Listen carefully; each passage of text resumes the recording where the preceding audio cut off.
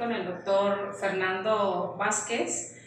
Para mí pues es un gran honor porque es un día especial en el que vamos a hacer la presentación de un libro, doctor, muy interesante. Ya tuve la oportunidad de leer en términos generales acerca de su libro, el cual me parece que pues atañe a todos los que estamos en el ambiente de docencia y pues es un día sumamente especial porque voy a tener esta oportunidad de conocer de usted pues las dimensiones que abarca su libro. Ajá. Y bueno, pues vamos a iniciar conociendo un primer punto que de alguna forma nos va a ayudar a comprender un poquito más acerca de su libro. Ajá. Doctor Fernando, ¿por qué hacer un libro de educación holística en una visión integral, con una visión integral, y cuál es la intencionalidad de este? Bueno, antes que nada, pues agradecer la oportunidad que tengo aquí de estar contigo y bueno, para dar respuesta a esta pregunta, a este planteamiento, me parece que es muy importante el hecho de que, como lo dices tú acertadamente, todos los docentes, todos los que nos dedicamos a las prácticas educativas y que estamos preocupados por la formación integral de los estudiantes, me parece que es interesante que sepan esta visión holística e integral de la educación, porque es una nueva exigencia, es un nuevo encargo social, así como lo tuvieron otros modelos educativos en otros tiempos que históricamente tuvieron que responder a las necesidades y a los intereses de las sociedades y obvio del propio hombre. De tal manera que entonces en el siglo XXI emerge una nueva visión de paradigma existencial que rompe la parte fundamentalmente de la certidumbre, del orden, de lo dado, en donde este modus vivendi del modernismo, del posmodernismo, nos ha llevado siempre a estar muy condicionados. Y eso nos lleva a una práctica docente muy rutinaria, muy fragmentada, muy racional, muy instrumental, muy mecanicista, muy memorista, y que muchos de los docentes todavía la siguen generando en sus aulas y que tristemente no estamos respondiendo a la revolución de los aprendizajes que nuestros estudiantes quieren que el profesor les incite, los motive y los invite a hacer cosas diferentes que vayan más allá de la exposición, de las clases dictatoriales, de ese cúmulo de conocimientos por acumular, por consumir, por reproducir, etcétera, etcétera, y que centran mucho la atención los profesores única y exclusivamente en la cuestión mental, en la cuestión cognitiva, y se está olvidando precisamente lo que estoy escribiendo en el libro, que son esas 5 dimensiones trascendentales para el reconocimiento de cambiar una práctica educativa que vaya evolucionando paulatinamente. En ese sentido, entonces, podríamos decir que si entendemos esta nueva forma de vivir dentro de la complejidad, entonces pudiéramos alcanzar evolutivamente unos niveles extraordinarios y empezar a buscar mediaciones y equilibrios en nuestra propia personalidad. Y cuando hablamos de ello, entonces tenemos que considerar que ya no es solo importante la parte aislada de lo que representa el ser humano, sino que hay una conexión con la comunidad, con el planeta y con el cosmos, ¿no? Entonces, si vemos todas estas dimensiones o niveles que están concatenados como una totalidad, entonces al docente se le va a hacer más fácil su trascendencia en la práctica personal y obvio no seguir en la práctica profesional. De tal manera que entonces dejaría de lado niveles o grados ortodoxos, ya no estaría condicionado a darle prioridad a lo que muchas de las veces en las prácticas docentes hacemos los profesores, darle más importancia a lo cuantitativo que a lo cualitativo, ¿sí? O darle más importancia a todo aquello que única y exclusivamente voy a entender que sí existe el conocimiento porque lo observo o porque lo toco, ¿sí? Y no le doy esa importancia a todo lo que no puedo ver. De tal manera que entonces el profesor, si entiende que estos niveles y estas dimensiones que trascienden esta visión de la educación en términos de lo que pueda comprender, entonces sería magnífico porque sus prácticas serían mucho más creativas, mucho más innovadoras Y bueno, imagínate que ya no sea solamente importante las matemáticas, ¿no? Que a veces es lo que más nos ha preocupado, o el español, que yo digo que son importantes, pero que también el conocimiento científico debe de ser integrado con el conocimiento general. Es decir, si enseñamos matemáticas, si enseñamos español, si enseñamos ciencias con arte, si enseñamos la ciencia con tecnología, si enseñamos la ciencia con el arte, la tecnología y la cultura en general, sería maravilloso. Claro. Y entonces los estudiantes estarían mucho más contentos en las aulas, ¿no? Yo pienso que esta visión holística integral de la educación, entendiéndola desde esta perspectiva de la complejidad, puede ayudar muchísimo. Y en estos momentos históricos que los estamos viviendo, mucho más. Si ponemos el ejemplo en estos momentos sobre la contingencia de salud pública, la pandemia, en donde todos están confinados en sus hogares, tanto profesores como estudiantes, nos obligó, a partir de una necesidad, de buscar alternativas para acercarnos más con nuestros estudiantes. Dejamos el aula, las cuatro paredes, y empezamos a buscar creativamente. Quiero pensar que la gran mayoría de nuestros profesores en todo nuestro país buscaron cómo hacerse de las herramientas de la tecnología para poder estar más en contacto con nuestros estudiantes y decirles, no se preocupen, aquí estoy, aquí estamos, ¿qué necesitan? Sí, vamos a hacerlo así, vamos a hacerlo así o asá. Entonces eso, quiero pensar que puede ser un buen ejemplo de cómo podemos ver este enfoque de educación holística integral partiendo de la complejidad con la que vivimos. Es decir, como decimos, ¿no? Si el virus vino a quedarse, pues entonces vamos a aprender a convivir con el virus o con las bacterias o con todas esas necesidades e intereses que vivimos hoy día, ¿no? Bueno, de mi parte sería esto, dando respuesta a tu planteamiento. Gracias, profesor. Gracias. Doctor, pues es cada vez más mi curiosidad y mi interés por leer su libro, que por cierto aquí está, ya está a la venta, ya lo pueden adquirir. De hecho es un libro, doctor, si no me equivoco, es un libro que no solamente puede ser leído o debe ser leído por los docentes, sino por padres de familia, ¿verdad?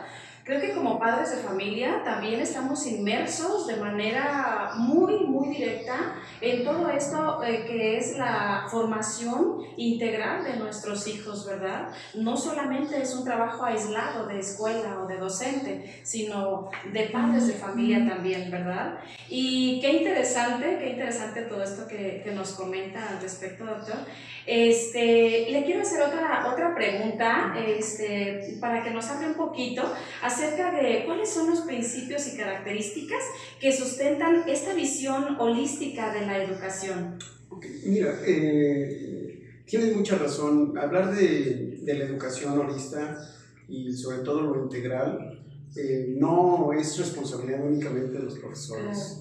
La responsabilidad es de la sociedad en general. Y bueno, no se diga la institución más importante que es la familia. Los padres de familia tienen un peso específico muy importante en la formación y el desarrollo integral de sus hijos, y la escuela o los centros escolares lo que hace es darle continuidad a esa formación integral y sobre todo lo que implica, ¿no? Que es el formarle a los estudiantes hábitos, conocimientos, capacidades, destrezas, habilidades y competencias que le puedan ser útiles no solamente para el trabajo, sino para la vida, porque finalmente esa es la visión de la educación holística. Primero, hay que formar y desarrollar un buen ser humano, una muy buena persona, y después un profesionista, para que pueda ir evolucionando sus niveles de conciencia el ser humano, y si lo hace, el nivel de la conciencia de la sociedad también será de la misma manera en proporcionalidad. Eso es muy importante. El libro tiene efectivamente esas 5 dimensiones de las que ya hablaste, y una de esas dimensiones habla precisamente de cómo podemos nosotros hacernos en la comprensión de principios y características de la educación holística para poder direccionar nuestro proceder personal y sobre todo profesional. Es decir, todo ser humano debemos de tener siempre ejes rectores, todo un procedimiento de dirección heurística que nos lleve al entendimiento y al reconocimiento de que con esos principios y esas características podemos llegar más fácil al cumplimiento de cualquier intencionalidad educativa o de aprendizaje que queramos. Los principios de educación holista emergieron en el siglo pasado, a finales, por una necesidad histórica de gente interesada en la educación, y que en una convención, en una reunión en Estados Unidos, en Chicago, Illinois, se crearon principios sustanciales y fundamentales, ¿no? En donde ponen en el centro de todo al ser humano, la condición humana, en donde a partir de la condición humana se van derivando otros principios, en donde el profesor o todos los educadores, incluyendo a los padres de familia, debemos de reconocer que la experiencia sociohistórica en el desarrollo formativo de la educación es fundamental, es esencial. El general es un pensamiento global a los estudiantes, y obvio nosotros también, es también trascendental. El que tengamos un reconocimiento y una responsabilidad con la naturaleza, con nuestro planeta, también es necesario, y no se olvida actualmente con lo que estamos viviendo. Y bueno, así puedo llamar una serie de principios, son muchos, y me llevaría mucho más tiempo, pero lo más importante es que derivado de estos principios, que estos educadores holistas que tuvieron a bien empezar a crear toda una perspectiva diferente de trabajo consciente, y que está diseminada en todo el mundo.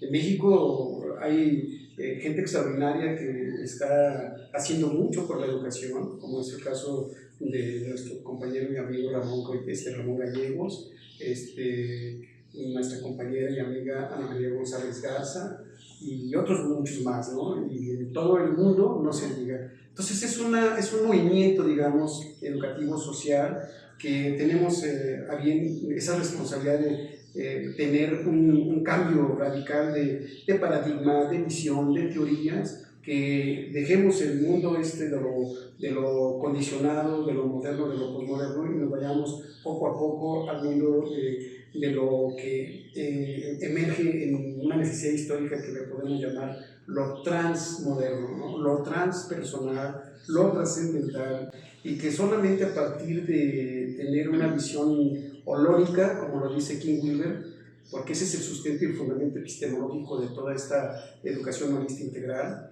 que ya no nos interesan las jerarquías, nos interesa la evolución a partir de holones, para que se pueda generar esa evolución y trascendencia de estados y estadios de conciencia en los aprendizajes de los seres humanos.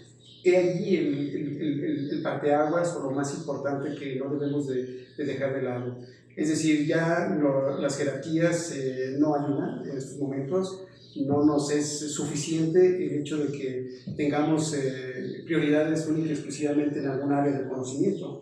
Por eso los principios que estamos comentando deben de tener esa integralidad, porque abraza el ojo de la carne o lo físico, el ojo de lo sutil o lo mental, y el ojo de lo espiritual o casual. Estas tres áreas de conocimiento, como dice King Wilber, nos han dado a todos los educadores que pretendemos ir por el camino del holismo un tránsito mucho más fácil en el trabajo pedagógico y didáctico que llevamos a cabo en los centros escolares y en nuestras aulas. Si yo les dijera a mis colegas, a mis compañeros maestros, que es una gran oportunidad que tenemos en estos momentos de recuperar muchos años de estar trabajando con otras perspectivas tecnocráticas, críticas, constructivistas, tradicionales, etcétera, que estamos en el camino correcto en el sentido de retomar todos estos principios y características holísticas, y no tanto también a partir de lo general que decía de estas reuniones que han emanado, sino también derivado de la propia ciencia, porque necesitamos también abrazarlos de la ciencia, de la cultura y de la tecnología, porque hay principios pedagógicos y principios didácticos que nos pueden ayudar muchísimo. Por ejemplo, el principio de interdisciplinaridad, de transdisciplinaridad, el principio de la derivación, el principio de la integración, el principio de la cientificidad, el principio del orden, el principio de la asequibilidad o la accesibilidad, etcétera, etcétera. Solamente por mencionar algunos que están allí en el libro, nos pueden ayudar a trascender más en el sentido de qué es lo que queremos que nuestros estudiantes logren, ya sea en habilidad o capacidad de destreza o conocimiento. Entonces nos puede facilitar mucho más ese ambiente de aprendizaje que reclaman los estudiantes, en donde hagamos rompimientos de lo dado, en donde ya no, por ejemplo, no haya filas, en donde hagamos nuestras clases más amenas, que tengamos que salir del salón de clases, vámonos al patio, inclusive vámonos desde la escuela y vámonos a un área mucho más abierta y aprender integradamente, transdisciplinariamente, a partir de nodos problematizadores o a partir de buenos pretextos pedagógicos y poder articular todos los conocimientos con los contenidos de aprendizaje que nos derivan los planes y programas de estudio. Entonces, como que esa sería una idea muy clara que debemos de entender, que estos principios, estas características, estas dimensiones o niveles, con toda esta epistemología integral, nos puede ayudar muchísimo más como insumos, como herramientas o como estrategia metodológica para trabajar de mejor manera dentro de nuestras aulas. Y siempre romper como esos esquemas que venimos de repente manejando dentro de los salones, doctor, porque a veces nos conformamos nada más con un pequeño espacio que se llama pizarrón o pintarrón hoy en día, y pues espacios muy reducidos en los que también se les reduce el aprendizaje a los alumnos, ¿verdad? Me parece sumamente interesante lo que usted dice, de cómo propiciar en los alumnos el que va más allá de un aula, más allá de un pintarrón, ¿verdad? Y bueno, pues muy enriquecedor, y no cabe duda que esto pues será una gran oportunidad de abrirnos a esas posibilidades de una nueva forma de aprender también junto con los alumnos, ¿verdad? Gracias, doctor. Gracias. Doctor, pues qué interesante todo lo que nos comenta al respecto. Fíjese que leyendo un poquito acerca de las dimensiones que abarca su libro, me surge una pregunta que sería interesante que también pues, nos comentara, ¿verdad? ¿Qué sentido tiene abordar el fenómeno educativo desde una perspectiva de totalidad e integralidad? Esto de la totalidad y de la integralidad en la educación es evidente que viene de todo un planteamiento mucho más general en el sentido de lo que planteó, por ejemplo, Hawkins, que es uno de los que más he seguido en los últimos años, Lady Boone también, y a partir de esos referentes, de estos dos grandes teóricos, hice todos los planteamientos relacionándolo con la educación. Y lo primero que yo tendría que decirles a mis compañeros, colegas y amigos que se dedican a la educación es que es una necesidad histórica que dejemos ya en lo personal y en lo profesional estar desarrollándonos desde las parcialidades, desde las visiones fragmentarias, porque lo único que hacen estas visiones fragmentarias es caer en confusiones mentales. Y lo digo con mucho respeto en el sentido de que nos llega tanto al hábito de la comodidad el hecho de hacer siempre lo mismo, que en nuestros años de experiencia les damos más importancia a los de servicio que al estar enriqueciéndonos, aprendiendo cosas diferentes, cosas nuevas. Y en esta perspectiva del siglo XXI no es la suma de las partes lo más importante, sino es la parte, porque la parte está representada en el todo, y el todo porque todas las partes están representadas en el todo. Eso entonces significa que todo está concatenado, todo está relacionado. Si nuestra propia vida existencialmente así es, entonces la parte educativa, la parte de los procesos pedagógicos y los procesos didácticos es vital entenderlo también desde esa perspectiva, porque no podemos ver un componente dándole prioridad más que a otro. Si hablamos, por ejemplo, del proceso didáctico, con sus componentes importantes como es el aprendizaje esperado, los contenidos de aprendizaje, las estrategias de aprendizaje, los medios y recursos que se utilizan y finalmente la evaluación. Si nosotros le damos más importancia a uno o a dos, entonces estamos cayendo en errores categoriales. Necesitamos la integración, necesitamos priorizar, sí, para empezar una nueva experiencia de aprendizaje, a lo mejor el contenido, o a lo mejor el aprendizaje que esperamos, o a lo mejor la estrategia, a partir de la estrategia, pero todo va a estar concatenado finalmente. Es decir, debemos de crear unicidades metodológicas de trabajo que orientemos hacia el alcance de aprendizajes conscientes con nuestros estudiantes. Y bueno, ¿esto por qué lo menciono? Porque en la vida de la humanidad hay un parteaguas importante en el sentido de cómo fue evolucionando y emergiendo, por ejemplo, la cultura oriental, la cultura occidental.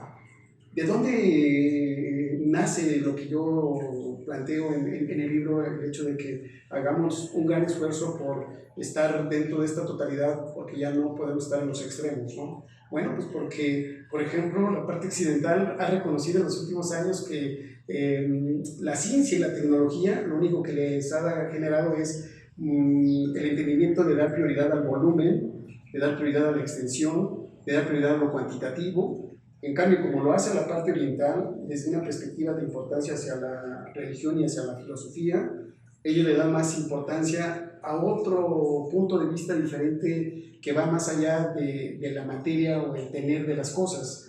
En la parte oriental le da más importancia a la parte del ser. Sí. Y si están en la parte del ser, están tocando fibras muy sensibles humanamente hablando, en el sentido de que les interesa más su felicidad no por tener un objeto, sino su felicidad porque entienden su auto-realización o hay un trabajo de introspección de sí mismos, y eso es lo que más les importa a esta perspectiva de la cultura oriental. En cambio, a la parte occidental no. Acá nos interesa el dominio, el poder, las cosas, los materiales, etc. Y bueno, estando dentro de lo mensurable, como en la parte occidental y la parte de la inmensurabilidad en la parte oriental, nos debe de ayudar a nosotros los docentes a que debemos de buscar un equilibrio mínimo, ¿no? En donde no podemos estar en niveles ortodoxos tanto, porque condiciona nuestra mente, y si condiciona nuestra mente, condiciona nuestra parte de la actividad externa, y eso hace que no nos demos cuenta y que estemos haciendo actividades inconscientes, involuntarias. Y de lo que se trata hoy día es que, aprendiendo de una visión de totalidad y de integración en nuestro quehacer docente, nos va a llevar obviamente a un estado, a una estadía de conciencia plena de lo que estamos haciendo. Por tal motivo, entonces, hablar de totalidad, hablar de integralidad es ser observadores o perceptivos, contemplativamente hablando, y dejar el acto de un solo mirar o de ver las cosas o la realidad de manera fragmentaria, de manera parcial, porque eso nos ayuda de muchísimo. En ocasiones, hemos platicado con los colegas y con los estudiantes que tengo a bien trabajar con ellos, de que debemos comprender que nosotros, antes de ser un sistema, somos también derivativamente estructura, es decir, somos aparatos, somos órganos, somos tejidos y llegamos a ser células. Y que ese individuo que lo constituye como todo un sistema no está aislado. Claro. Se concatena, se interactúa con la comunidad. Claro. Y la comunidad a su vez con el planeta, y el planeta a su vez con el cosmos. Entonces, y viceversa, el cosmos llega hacia la célula y somos una partícula. Pero una partícula viviente, una partícula energética que debe trascender y evolucionar. Y como dije hace un momento, desde una dinámica de espiral, evolutivamente hablando. Así se entiende la educación con la perspectiva de la totalidad y de la integralidad. Ok, doctor, pues interesante y más interesante porque yo creo que en esto pues los maestros es la claridad que debemos tener los docentes, ¿no? De hacia qué rumbo y cuál es la materia que tenemos en nuestras manos, ¿verdad? Empezando por eso, tener como esa sensibilidad para captarlo y saber que pues son seres que todo tiene que ser formativo, todo tiene que ser aprendizaje y dar esa oportunidad. Gracias, doctor.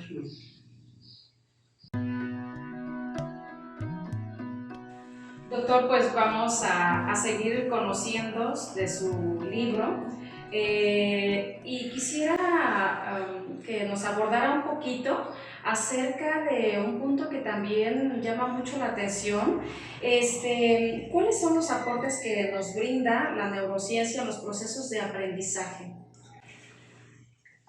Es muy importante e interesante esta dimensión porque la neurociencia, sin ser nosotros los docentes, los expertos, sí debemos de reconocer con toda humildad que necesitamos estudiar a fondo por lo menos aquellas peculiaridades o especificidades que están relacionadas íntimamente con los procesos de aprendizaje, porque eso nos daría muchísima claridad para poder entender y comprender por qué nuestros estudiantes tienen cierto desarrollo en su rendimiento académico ¿Por qué algunos estudiantes priorizan más las matemáticas, el español, o el arte, la tecnología, las ciencias, o la cuestión física?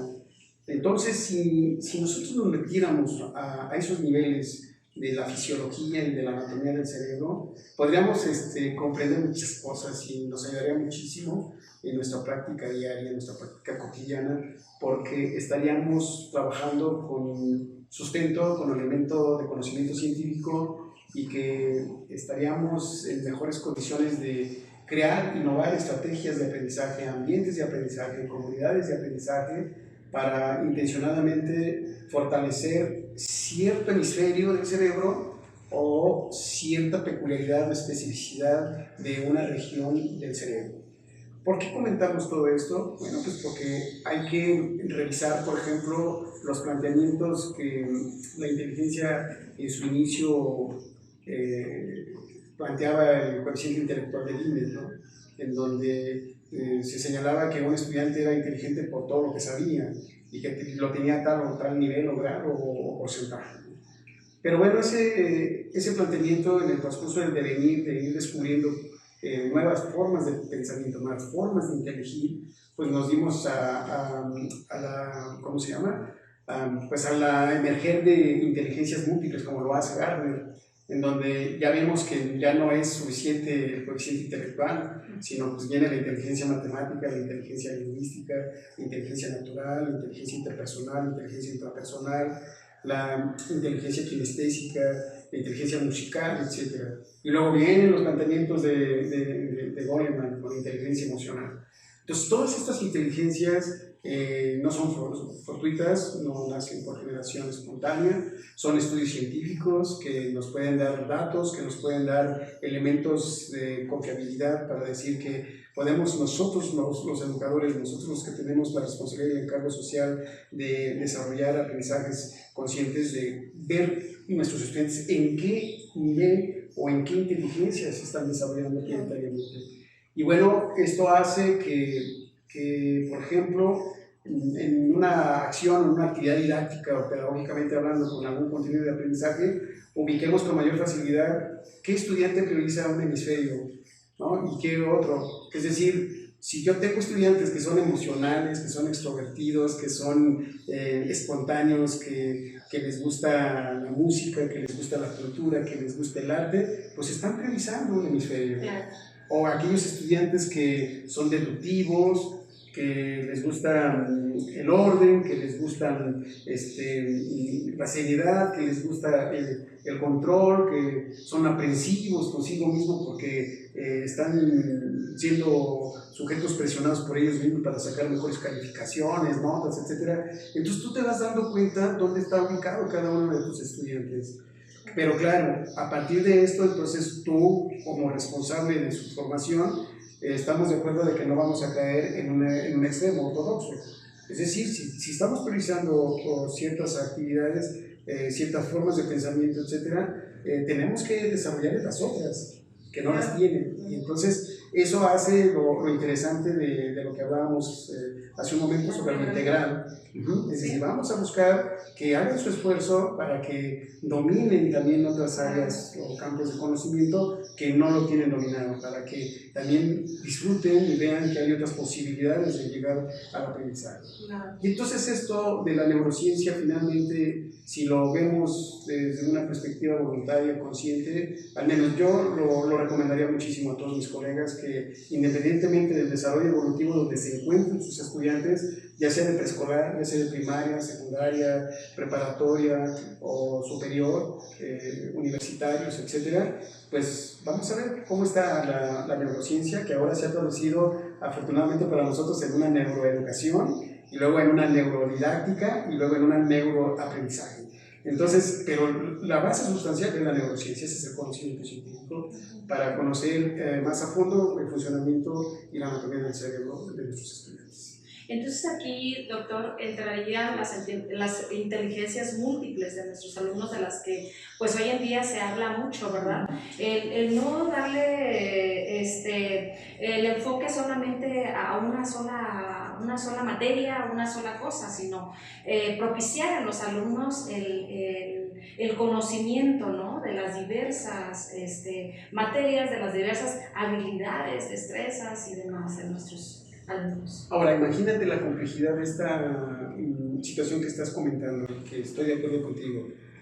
¿En qué momento el docente tiene que estar consciente de que él también tiene un predominio, ¿no?, de ciertas inteligencias, y cómo él en su papel, con esa responsabilidad, tiene o tendrá la facultad de buscar una estrategia que integre todas, porque ya va a tener el panorama general? Exactamente. Entonces la transdisciplinariedad puede ser una de las categorías pedagógicas y didácticas que le pueden favorecer, sí, para poder darle a sus estudiantes la posibilidad de que todos puedan tener una experiencia interesante en base al contenido que estén trabajando, y no dejar selectivamente a algún alumno sin su posibilidad, claro, que prioriza en la experiencia de aprendizaje. Entonces es un trabajo evidentemente sumamente complejo que tendrá que hacer el docente, al menos en este siglo XXI. Por ahí va la orientación del trabajo docente, es mucho más complejo, sobre todo. Gracias, doctor. Doctor, pues para cerrar con esta interesante entrevista de su libro, que me parece realmente que vale la pena que lo podamos adquirir y tener de cabecera, ¿verdad? Pues insisto, no solamente los docentes, sino también padres de familia, ¿verdad?, que muy seguramente pues será de mucha ayuda. Quisiera ir cerrando un poquito con una última pregunta.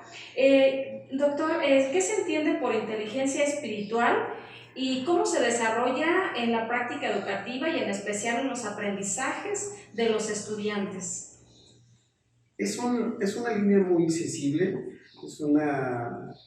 es un tema que sí ha emergido en los últimos años y no ha quedado muy comprendida, sobre todo para los que estamos dentro de este camino de la visión holística de la educación, porque se puede confundir. Y lo primero que yo tengo que decirles es que hablar de inteligencia espiritual es hablar de una inteligencia superior. Y si hablamos desde esta perspectiva, entonces debemos de reconocer que encajan, se integran, se interconectan todas las inteligencias que acabamos de hablar hace un momento, porque hay ese reconocimiento de que no hay una prioridad en una inteligencia exclusivamente. Entonces el educador holista tiene que ser inteligente espiritualmente, es decir, si le quito lo inteligente y me voy ahora por lo espiritual, una vez que sé que están integradas muchas inteligencias dentro de la inteligencia superior, entonces la espiritualidad tiene que ser vista desde el punto de vista laico. Es algo muy importante que quiero aclarar y puntualizar para no confundirnos, porque una de las cualidades que tiene el educador holista es que reconoce también todas las posiciones y ¿cómo se llama?, áreas de conocimiento religioso que existen, en donde no nos vamos a pelear, al contrario, podemos convivir integradamente con todas las fe religiosas que pueda haber, y un educador holista puede tener esa gran capacidad de poder interactuar con niños o con cualquier individuo que profese cualquier tipo de religión. Tomando entonces estos elementos como premisa, entonces nos lleva a entender que la inteligencia espiritual ahora no es más que el reconocimiento de tu yo superior o de tu yo supremo. Es decir, de un trabajo introspectivo en donde una vez que yo me acepte, me entienda, me comprenda de quién soy yo y dejar de lado qué tengo yo, entonces en ese momento podré yo evolucionar paulatinamente y ser un mejor ser humano y actuar en sociedad, actuar en la naturaleza y actuar en la relación que tenemos entre el cósmico de una mejor manera. Eso hace que entonces, si lo llevamos al lado o lo llevamos al terreno del proceso enseñanza-aprendizaje, concretamente en el aprendizaje, entonces tú vas a tener un nivel de relación mucho más horizontal, mucho más de confianza con tus estudiantes, porque en ti te van a ver no solamente como el profesor que enseña, sino como el profesor que educa, claro, porque el profesor es el modelo. Sí. Y los niños, y los adolescentes y los jóvenes muchas de las veces quieren ser o hacer como el profesor. Entonces, por eso la gran importancia de trabajar la inteligencia espiritual dentro de esta visión holística integral de la educación, porque ayudaría a hacer pasos cualitativamente importantes en la trascendencia del ser humano, más que del profesionista. Ahora, quiero puntualizar algo y me parece interesante también hacerlo, si me lo permites, es decirles que hablar de inteligencia espiritual también tiene un soporte y un sustento epistemológico.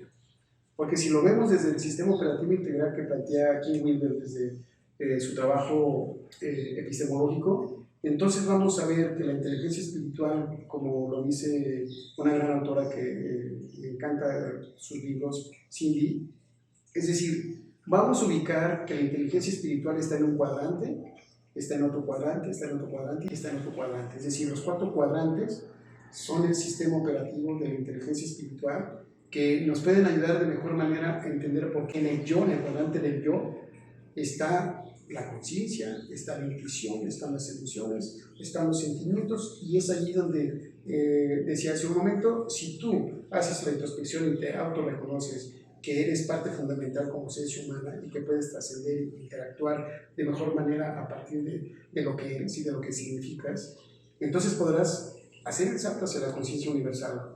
Es decir, a la conciencia de saberte relacionar con cualquier ser vivo, no solamente con seres humanos, sino con todos los seres vivos que están en tu alrededor, en tu naturaleza, y que eso hace que por inercia cuidemos, por ejemplo, el medio ambiente. Claro. Que estemos en mejores posibilidades de entender y comprender por qué una pandemia y por qué tengo que salir con un virus, ¿no? COVID-19, que llegó para quedarse, por poner un ejemplo, y que no voy a generar miedo en mi sistema para no caer en una inmunidad, en el sentido de que en cualquier momento me pueda contagiar, me pueda ver mal, porque entonces estoy desequilibrado dentro de mi sistema, porque no encuentro la integración entre mi emoción, mis ámbitos espirituales con la parte cognitiva, lo mental y lo físico. Entonces tengo que buscar el equilibrio, un pH que esté en equilibrio para poder estar bien. Hago esta analogía este tiempo porque de esa manera podemos estar día a día siendo mejores seres humanos. ¿Por qué también tenemos que entender la inteligencia espiritual desde un reconocimiento de conciencia a nivel de que en el estado de vigilia, desde que nos levantamos hasta que nos dormimos, tenemos que ser muy cuidadosos en la contemplación perceptiva de todo lo que hagamos, en donde tenemos que ser seres humanos, personas que estemos atentos plenamente de todo lo que hagamos y gocemos, usemos y disfrutemos todo lo que estemos haciendo. Y no caer en los condicionamientos, en los extremos, porque entonces vamos a estar de mal humor todo el tiempo.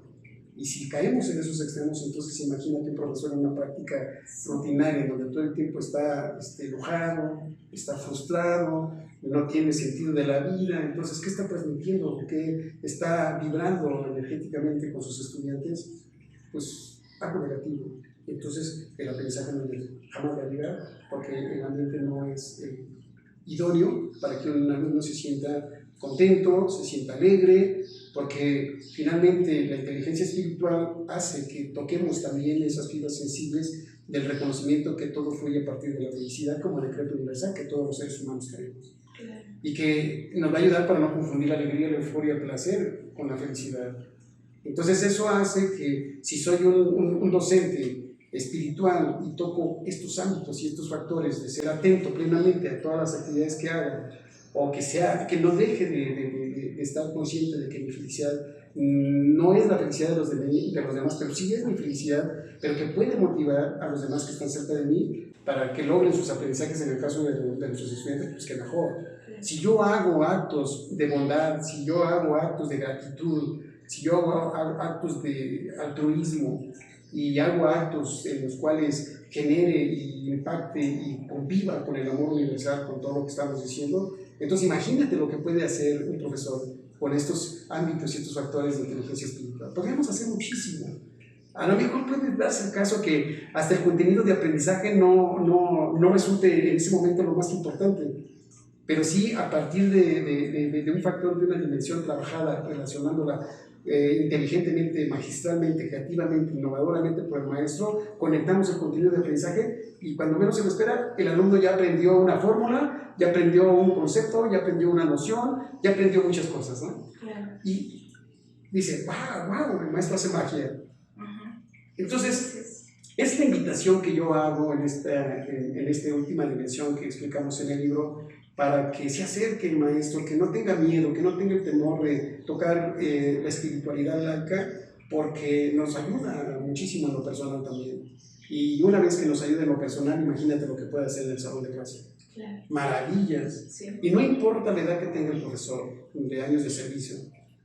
Puede ser un maestro novel, puede ser un maestro que ya tenga 5, 10, 15 años de servicio, o puede ser un profesor que esté en la recta final de su carrera profesional. Pues bueno, vamos a generar este cambio, esta trascendencia con inteligencia espiritual en el hoy. Es decir, ya, mañana o hoy empezar a cambiar. Hay tantas estrategias de cómo empezar a cambiar que lo puede hacer si el simple hecho de que desde que se levante ser más atento, que disfrute su baño, que disfrute su comida, que esté viendo, observando, mejor dicho, su ropa con la que se va a poner, que se va a combinar, etcétera, etcétera, ¿no? No se debe de preocupar por lo que no tiene. Si hoy nos toca comer frijoles, bienvenidas son los frijoles, ¿no? Si el día de mañana me toca comer carne, bienvenida sea la carne, y agradecer al universo, a la naturaleza, que tenemos el alimento en la mesa, ¿no? Si empezamos a cambiar de esa manera, entonces vamos a funcionar mucho más rápido, ¿sí? Y eso ayuda, y debe de ayudar muchísimo para que seamos mejores personas, antes que mejores profesionistas. Y yo creo que en esto, doctor, un punto importantísimo que considero que debemos tomar en cuenta como docentes es por qué es importante ser agentes de cambio. ¿Por qué es importante romper con ciertos esquemas que de repente ya no funcionan hoy en día en el siglo XXI, ¿verdad? Que todo tiene que ver en la formación y el aprendizaje de nuestros niños. Como usted dice, el hecho de llegar bien, emocionalmente bien, incluso hasta en nuestra apariencia, ¿no? De vestir, de nuestra apariencia también, en nuestros gestos y demás, porque todo lo captan.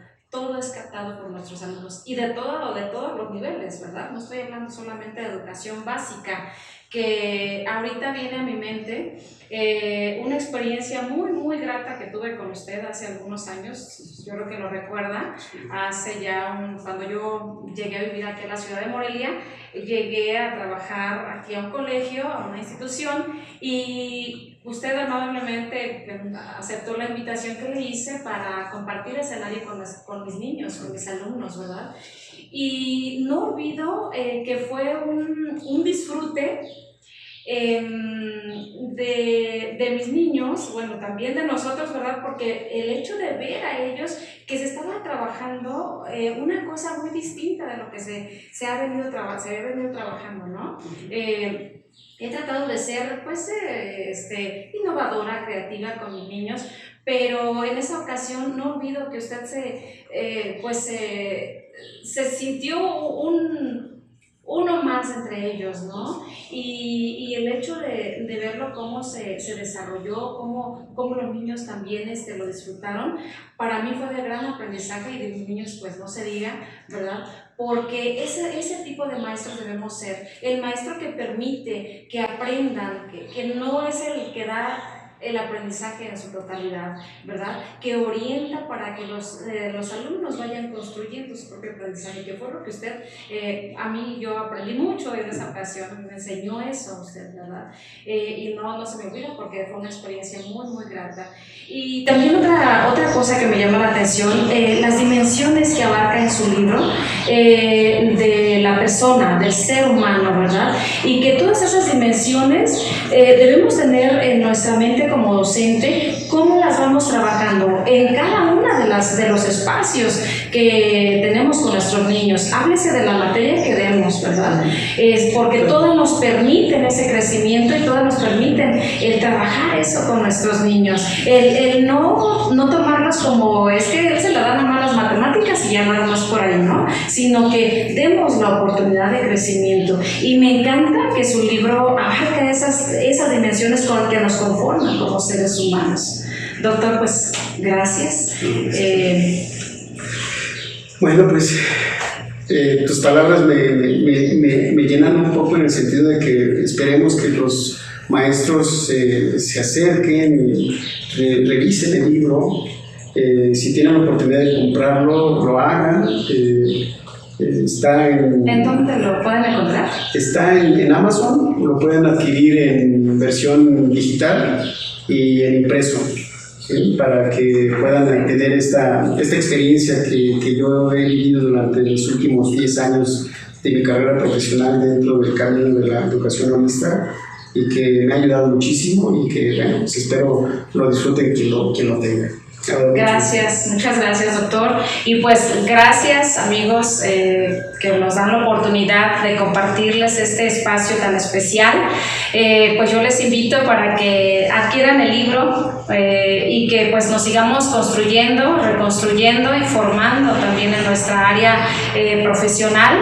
Y pues gracias, doctor, agradezco muchísimo que me haya dado esta oportunidad de poder compartir y pues alimentarme también de mi parte profesional, que pues para mí pues sigue siendo una parte importantísima porque disfruto también mi docencia, ¿verdad? Esa parte que me hace ser maestra y decir orgullosamente soy maestra, y pues le agradezco mucho, muchas gracias. No, gracias a ti y a todos nuestros seguidores.